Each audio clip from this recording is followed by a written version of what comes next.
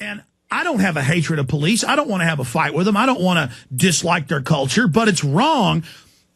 Women would be on bicycles at the university, and the police would say, off the streets, and they'd go, okay. They would chase them and billy club little women like 90 pounds. And fundamentally, as a man, that makes me mad. Cops in Darth Vader outfits stomping and beating women.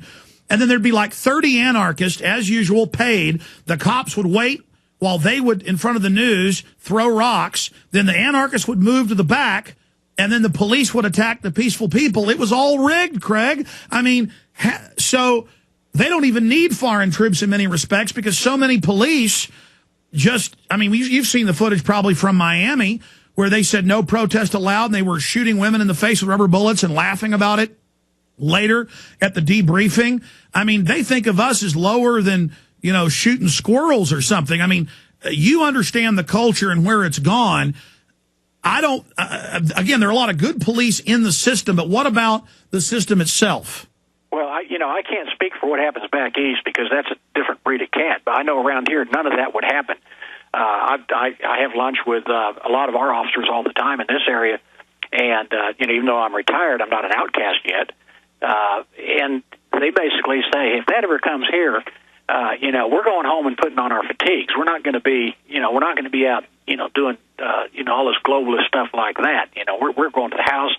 And I told them a story. I said, look, what happens someday, guys, when you get called to the station, everybody, the dispatcher comes on and tells all cars 1019 the station, and you get there, and they take you into this assembly center, and they've got all these tables lined up, and they say, we want you to turn your guns in, and we want you to turn your handcuffs in. We're going to replace them with a new style, something or other this afternoon.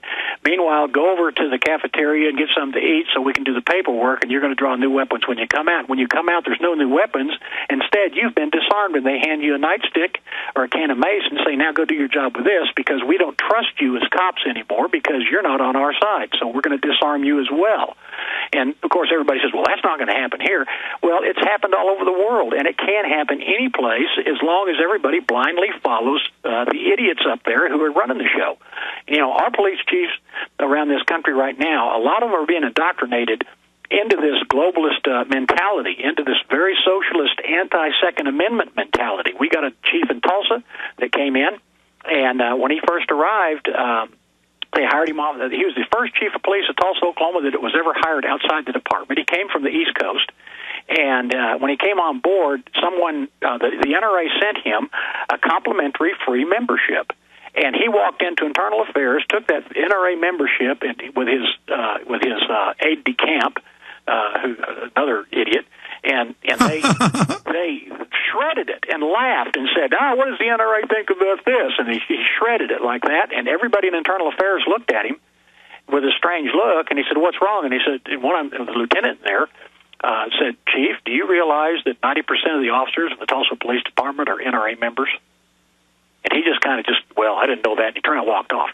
But that shows you the mentality of chiefs all across the country. Our hope lies in our sheriffs, because our sheriffs don't get hired by mayors; they get elected. And if we can elect the right sheriffs, the sheriff is the chief law enforcement officer of the county, and the sheriff is above the federal government operations in the county. He's above the mayor. He's above all the chiefs of police, and that's the guy you need to get in and support. Is a good, patriotic American sheriff.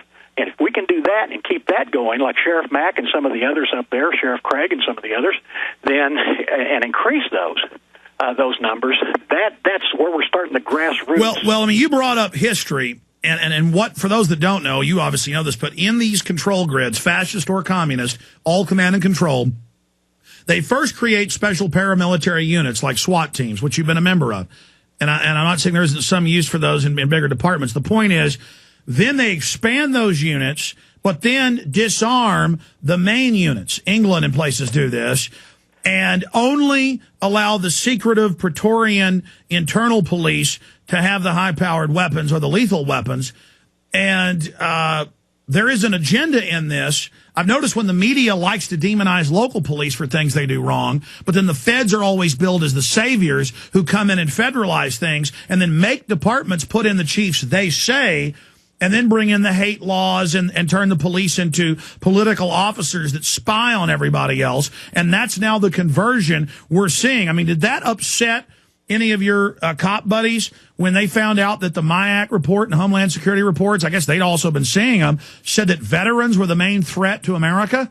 Well, yeah, I mean, everybody went ballistic around here. I mean, I don't think those morons that came out with that realized the blowback they would get from the local law enforcement communities across the nation, especially, in this part of the country, the Midwest and the Southwest and some parts of the Northwest, where these guys are there's so many veterans who are now police officers. There's so many Christians who are police officers, as NRA members who are police officers. There's, every category they came up with, they're in law enforcement and they're in the military.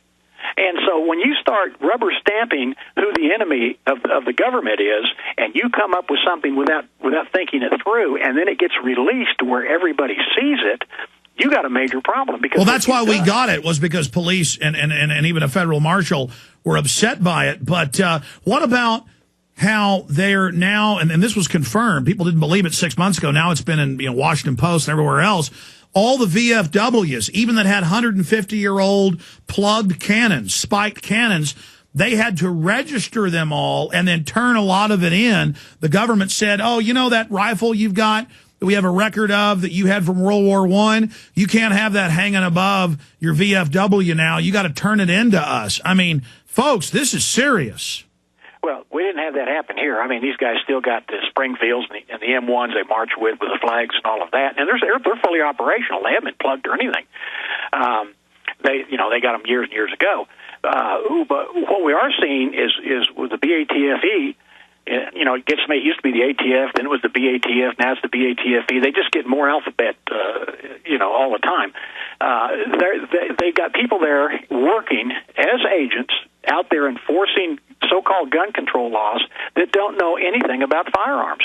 And they couldn't tell you an automatic weapon from a semi-automatic weapon. Well, let me say this. You've had run-ins with them, and you've clearly evidenced that the BATF was involved in Oklahoma City at certain levels. But you can comment on that if you want to elaborate, but I want to take a few final calls here.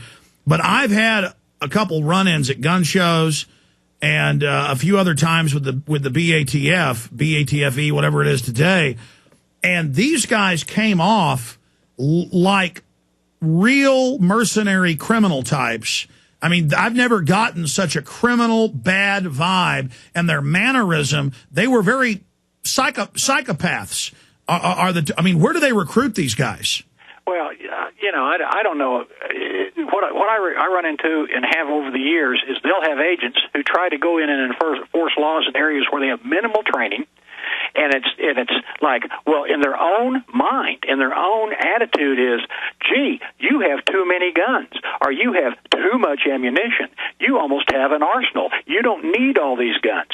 Well, there's nothing anywhere that limits the amount of guns or ammunition you can own. Exactly. Every month I see an article about some old vet's cleaning his gun in his garage. The neighbor sees it. The BATF comes, and then they arrest him and say he had 45 guns. It was an arsenal. Well, what? It's not illegal. No, it's not illegal. There's a guy in California who's a member of the 50 Caliber Association who was arrested in the state of California because he had links left over from some 50 caliber ammo belts he bought, delinked the rounds so he could shoot them in his Barrett out on the range, and the links were in a bucket or a coffee can or something, and they came in and arrested him because he had large capacity ammunition feeding device for machine gun links.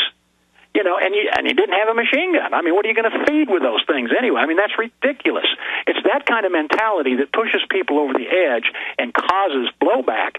And, look at... Well, what about people that'll have a AR-15 that's a legal AR-15, it misfires, they go and tattle on themselves, the police show up, and they get charged like that veteran and go to prison? Oh, I know. This is a total lack of common sense and flexibility in street officers and in federal agents that we're starting to see more and more of. We did not have this 20, 30 years ago. We had people with common sense You know, I don't know how many people that I caught, you know, playing around with silencers and stuff, and they weren't really silencers. They take a lawnmower muffler or a pop bottle or something, and they put it on the end of a 22 to see what it sounded like.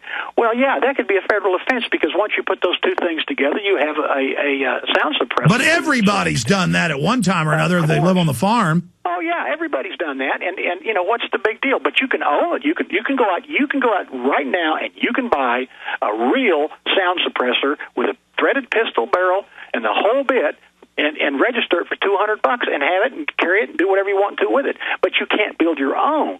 It's a tax thing, and that's where they get you, is the federal tax thing. But you know, like you say, I know a guy that he called me up and he said, I got a problem with an SKS I bought. I said, what's that? And he said, I squeezed the trigger and it emptied 6 rounds all of a sudden. He said, it sounded like a machine gun. And I said, well, you better get it checked. Well, he did. What happened was he left it out in the shed, and it rusted some of the internal parts in the receiver and the trigger mechanism. They cleaned it up; it was fine. But if somebody had heard that, you know, let's say some deputies driving down the road heard that, they would have arrested him for having a machine gun. When it's not a machine gun, but it just happened to be defective.